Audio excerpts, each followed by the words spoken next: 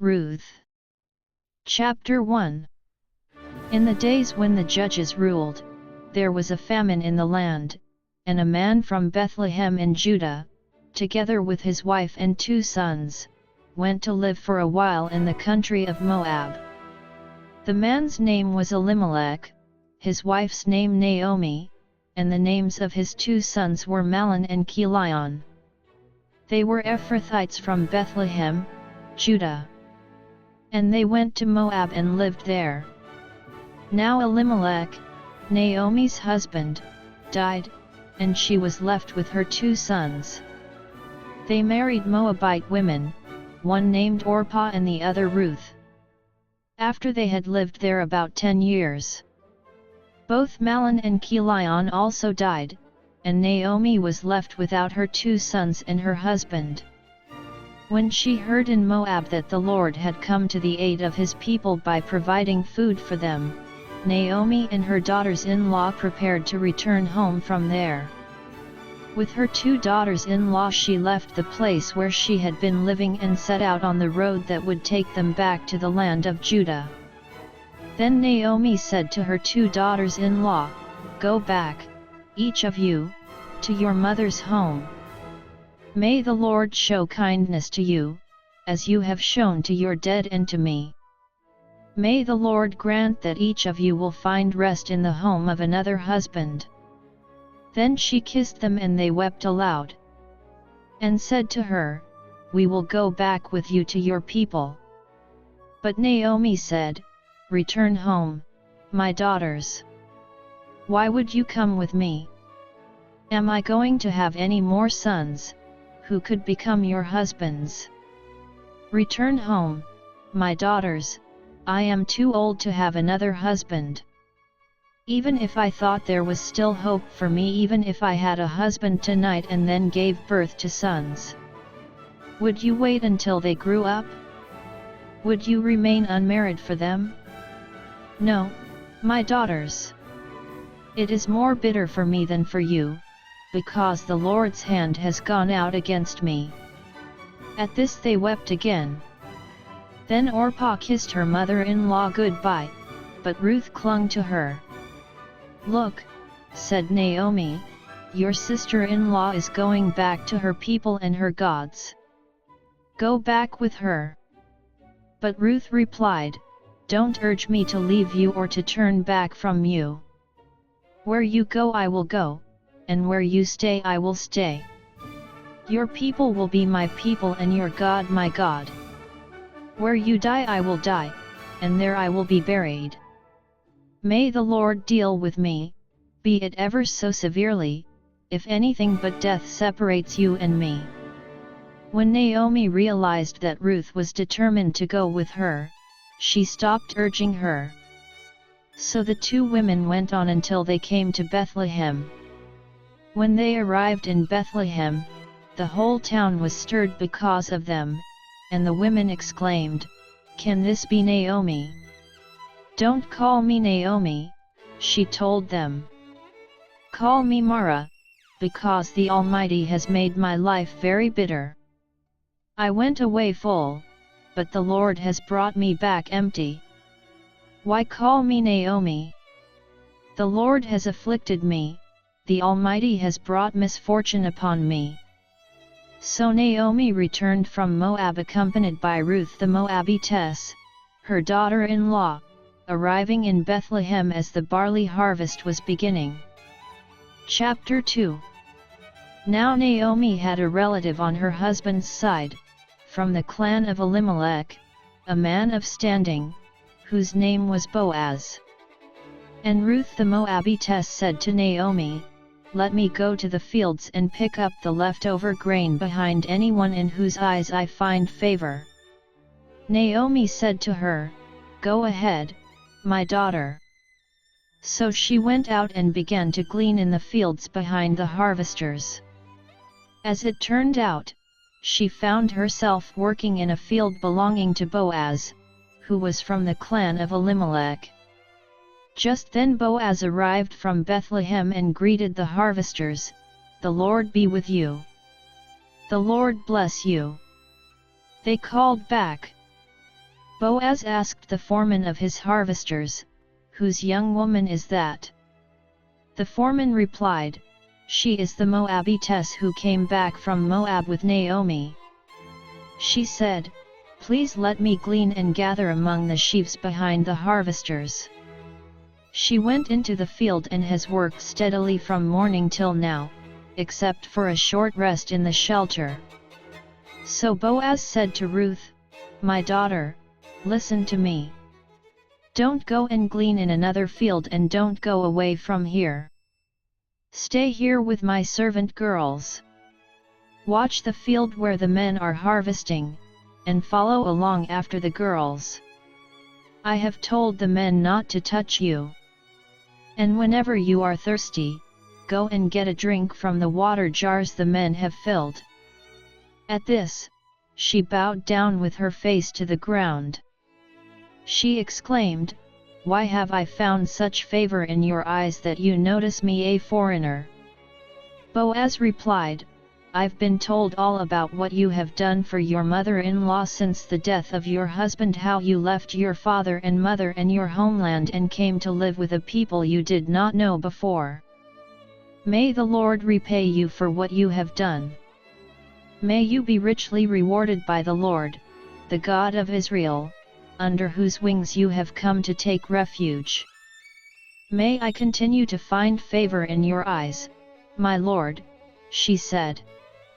"You have given me comfort and have spoken kindly to your servant, though I do not have the standing of one of your servant girls." At mealtime Boaz said to her, "Come over here. Have some bread and dip it in the wine vinegar." When she sat down with the harvesters, he offered her some roasted grain. She ate all she wanted and had some left over. As she got up to glean, Boaz gave orders to his men, "Even if she gathers among the sheaves, don't embarrass her. Rather, pull out some stalks for her from the bundles and leave them for her to pick up, and don't rebuke her." So Ruth gleaned in the field until evening. Then she threshed the barley she had gathered, and it amounted to about an ephah. She carried it back to town, and her mother-in-law saw how much she had gathered. Ruth also brought out and gave her what she had left over after she had eaten enough. Her mother-in-law asked her, "Where did you glean today? Where did you work? Blessed be the man who took notice of you." Then Ruth told her mother-in-law about the one at whose place she had been working. "The name of the man I worked with today is Boaz," she said. "The Lord bless him." Naomi said to her daughter-in-law, "He has not stopped showing his kindness to the living and the dead." She added, "That man is our close relative, he is one of our kinsman redeemers." Then Ruth the Moabitess said, "He even said to me, 'Stay with my workers until they finish harvesting all my grain.'" Naomi said to Ruth her daughter-in-law, "It will be good for you, my daughter, to go with his girls, because in someone else's field you might be harmed." So Ruth stayed close to the servant girls of Boaz to glean until the barley and wheat harvests were finished. And she lived with her mother-in-law. Chapter 3. One day Naomi her mother-in-law said to her, "My daughter, should I not try to find a home for you, where you will be well provided for?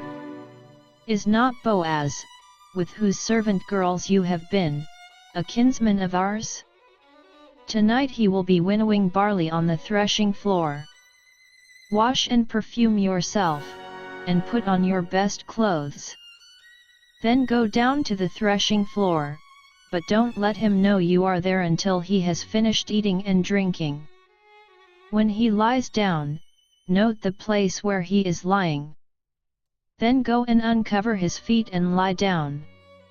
He will tell you what to do." "I will do whatever you say," Ruth answered. So she went down to the threshing floor and did everything her mother-in-law told her to do. When Boaz had finished eating and drinking and was in good spirits, he went over to lie down at the far end of the grain pile. Ruth approached quietly, uncovered his feet and lay down. In the middle of the night something startled the man, and he turned and discovered a woman lying at his feet. "Who are you?" he asked. "I am your servant Ruth," she said. "Spread the corner of your garment over me, since you are a kinsman redeemer."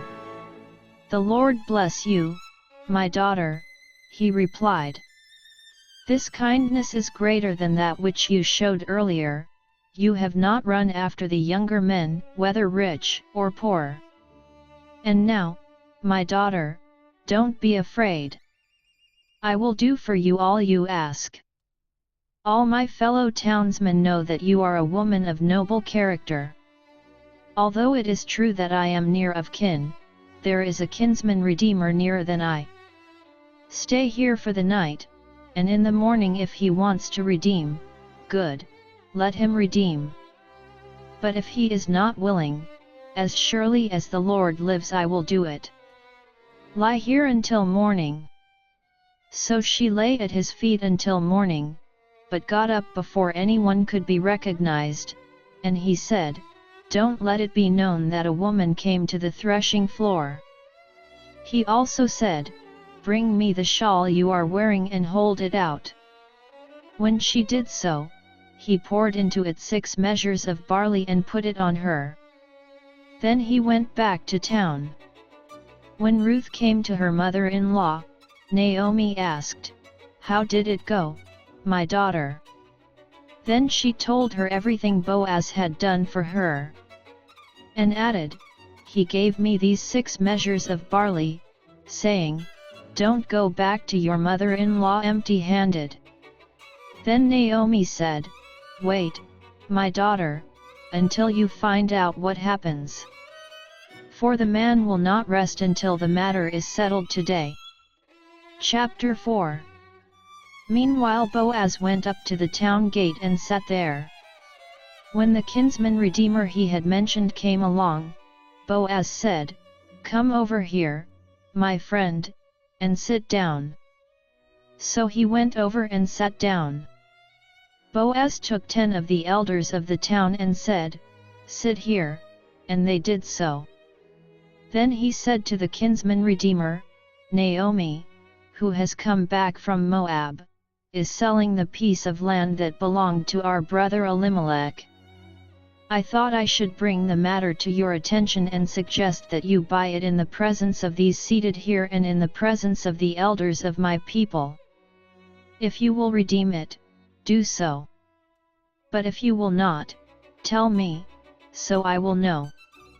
For no one has the right to do it except you, and I am next in line." "I will redeem it," he said. Then Boaz said, "On the day you buy the land from Naomi and from Ruth the Moabitess, you acquire the dead man's widow, in order to maintain the name of the dead with his property." At this, the kinsman redeemer said, "Then I cannot redeem it because I might endanger my own estate. You redeem it yourself." "I cannot do it." Now in earlier times in Israel, for the redemption and transfer of property to become final, one party took off his sandal and gave it to the other. This was the method of legalizing transactions in Israel.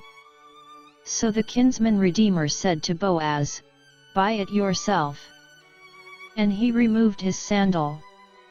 Then Boaz announced to the elders and all the people, "Today you are witnesses that I have bought from Naomi all the property of Elimelech, Chilion, and Mahlon. I have also acquired Ruth the Moabitess, Mahlon's widow, as my wife, in order to maintain the name of the dead with his property, so that his name will not disappear from among his family or from the town records. Today you are witnesses." Then the elders and all those at the gate said, "We are witnesses. May the Lord make the woman who is coming into your home like Rachel and Leah, who together build up the house of Israel. May you have standing in Ephrathah and be famous in Bethlehem. Through the offspring the Lord gives you by this young woman, may your family be like that of Perez, whom Tamar bore to Judah. So Boaz took Ruth and she became his wife. Then he went to her, and the Lord enabled her to conceive, and she gave birth to a son. The women said to Naomi, "Praise be to the Lord, who this day has not left you without a kinsman redeemer. May he become famous throughout Israel. He will renew your life and sustain you in your old age. For your daughter-in-law, who loves you and who is better to you than 7 sons, has given him birth." Then Naomi took the child, laid him in her lap and cared for him. The women living there said, "Naomi has a son." And they named him Obed. He was the father of Jesse, the father of David. This, then, is the family line of Perez. Perez was the father of Hezron. Hezron the father of Ram, Ram the father of Amminadab. Amminadab the father of Nahshon, Nahshon the father of Salmon. Salmon the father of Boaz, Boaz the father of Obed.